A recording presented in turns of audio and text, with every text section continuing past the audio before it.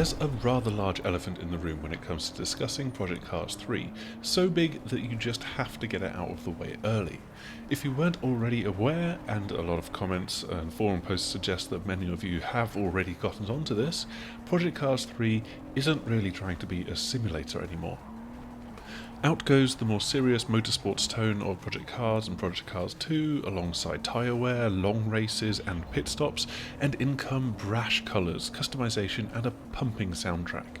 Putting a number 3 at the end of this Project Cars game makes you believe that the series will continue in that same vein, but it doesn't, not even slightly. This is far more fundamental than a fresh lick of paint. So allow us to explain what this game actually is, and then try and judge it based off that, as opposed to in the rather large shadows of the former installments. Just a quick side note here, while our main review was conducted on PlayStation 4 by Tom, you can catch his words over on thesixaxis.com, although you can also just listen to me read them out here. This video is based off the PC version of the game, which I have been capturing with a lot of the settings turned up very, very high, and the game set to 1080p. The aim of the career and throughout the game is to buy cars for your garage, starting from road cars such as the Honda Civic Type R or the latest Chevrolet Corvette C8, and progressing up to include racing vehicles such as the Le Mans prototypes and Formula E single-seaters. Along the way, you participate in racing events, which will let you earn both XP to progress through overall driver rating and credits to buy new vehicle upgrades. You can then change the way that your car looks through new paints, livery creation or different wheels, and there's performance parts that are available to enhance various car attributes. Experiencing all of this, it's strange to say it of the series, but Project Cars 3 is now best played with a gamepad. Pack away your sim rig because while you can use a steering wheel, it feels limp and almost inappropriate. The vehicle handling is more about being accessible and fun as opposed to the bleeding edge of realism. Going sideways isn't going to slow you down, nor is bumping into rival AI cars. The career will have you working your way through car classes and tiered events. In each race you can obviously try to win and earn that XP for coming first, but then there are the 3 event objectives for you to complete as well. These can be targets such as setting the fastest lap or overtaking a certain number of cars, and it's actually completing these that unlock the next event set and not necessarily your race results. Additionally, instead of a traditional racing line, there are 3 corner markers: braking point, apex and corner exit. Drive through these points and you perfect a corner. Perfect all corners and you earn bonus payouts. There are further points then awarded for drifting, slipstreaming and clean overtakes in this game. Outside of the main career, there are now the Rivals online challenges system, which gives you daily, weekly and monthly challenges to take on. There's new multiplayer rounds that start every 20 minutes or so, and a pumping soundtrack. And by this point, you've probably got the essence of Project Cars 3 in your mind. Project Cars 3 has turned out to be something of a spiritual successor to Drive Club. Heck, you can even level up each car's individual XP by competing in events with them. And I would swear that there's even a song in the menu which is basically the same from the Drive Club soundtrack. That's not necessarily a bad thing though. Once it was patched up and had tons of DLC, Drive Club was an arcade racing classic, and much like that game, you can get into this rhythm of trying to master every corner, pull off stylish overtakes and gain all of the delicious experience points that you can. Imagine having an unlimited Pez dispenser and you will get some of the idea of how satisfying it can be.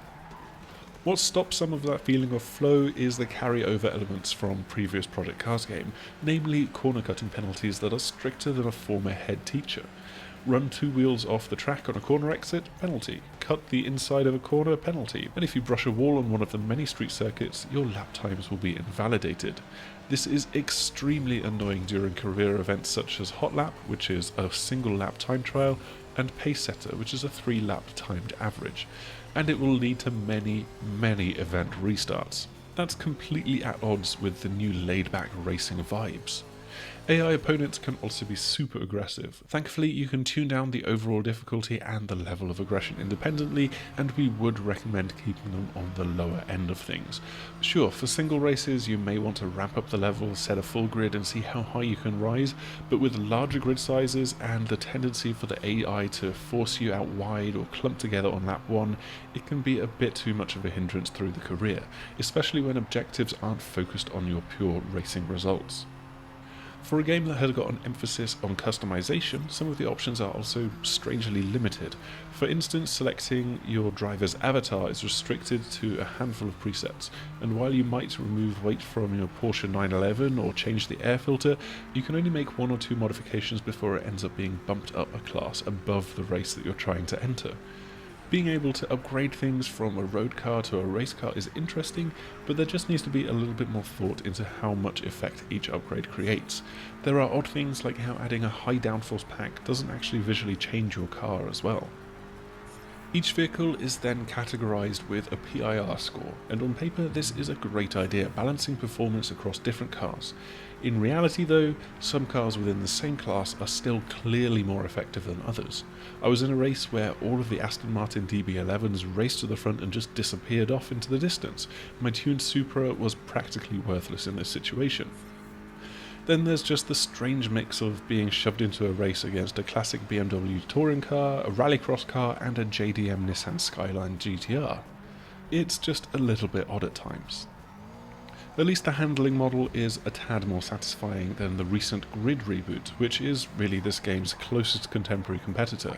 Front-wheel drive cars feel like front-wheel drive cars, racing cars have got more grip, and each vehicle just has that feeling of uniqueness. But there are still some weird instances, such as a front-wheel drive hot hatch during a hot lap event, where the game automatically applies the handbrake to make your corner entries more sideways, as if to invoke some sort of a trailer for a Fast and Furious movie. Of course, pivoting a racing video game series to a different audience has been done successfully before, and that Slightly Mad to have tried to do this isn't the real issue here. Although it's clear that not changing the names along the lines of Dirt Rally or Forza Horizons hasn't helped with perceptions that this is outside of the original series. No, the bigger problem is that Slightly Mad just haven't quite pulled it off.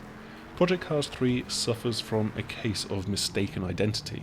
Once you adjust to the new direction, you can get into the fun flow of ticking off objectives, drifting around hairpins and purchasing upgrades. However, while they've built this on the series' existing platform, and that means that you get a great variety of circuits, cars and weather conditions, it also shackles this game from being a great arcade racing experience. Thanks as ever for checking out our review. You can also head over to thesixaxis.com to catch this in written form, and also be sure to keep an eye out on our website and this YouTube channel for more racing game content in the future. Before you go though, make sure to like, subscribe and share, and hopefully we will see you again soon. Goodbye!